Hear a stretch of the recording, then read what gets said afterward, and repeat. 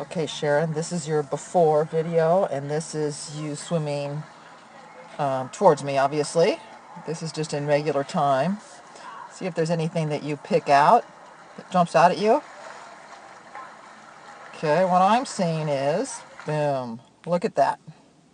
Your arm is going across your body, and I bet you the other one does the same. This is called the crossover. So the other arm does, whoop, see that one goes that way.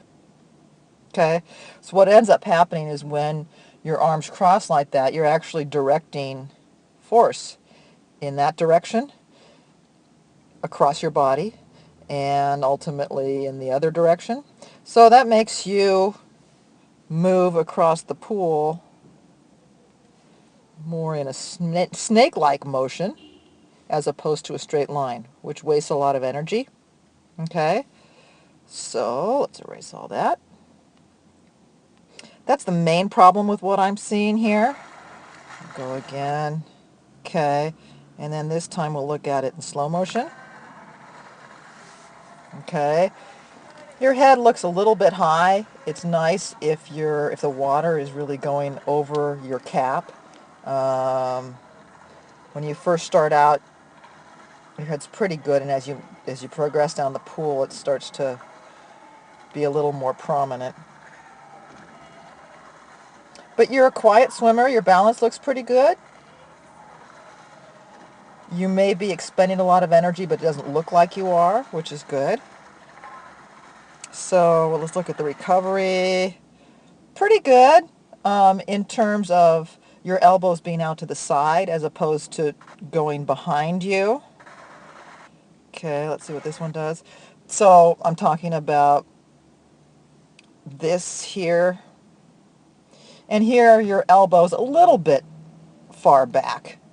You know, it could probably be a little more comfortable if your elbow was actually here.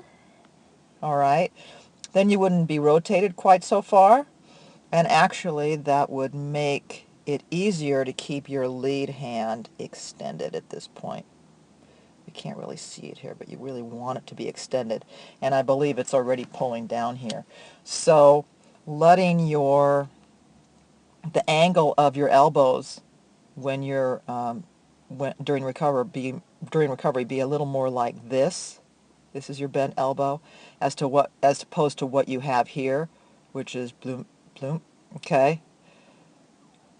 Okay. So in what you're doing now, your upper arm is perpendicular to the water, and your forearm is parallel to the water. And if you could let your upper arm be like it is down here in the lower, or whoops, sorry about that. Just made that big. If you could make your upper arm be down at that angle a little bit, okay, then, boy, that's not working. Sorry about that. Okay, so what we want is, instead of your arm being upper arm here, upper arm at this angle, upper arm and forearm, we want upper arm out to the side more, lower arm hanging down. Okay? All right. Continue with that. Here you see that crossover again. Okay? On this side, you see how your elbow isn't quite so high, and this angle here is a little more opened up, at least at the beginning. That's nice, that's comfortable, you're not rotated so far. But you do have this issue with then the hand crossing over this way. Okay.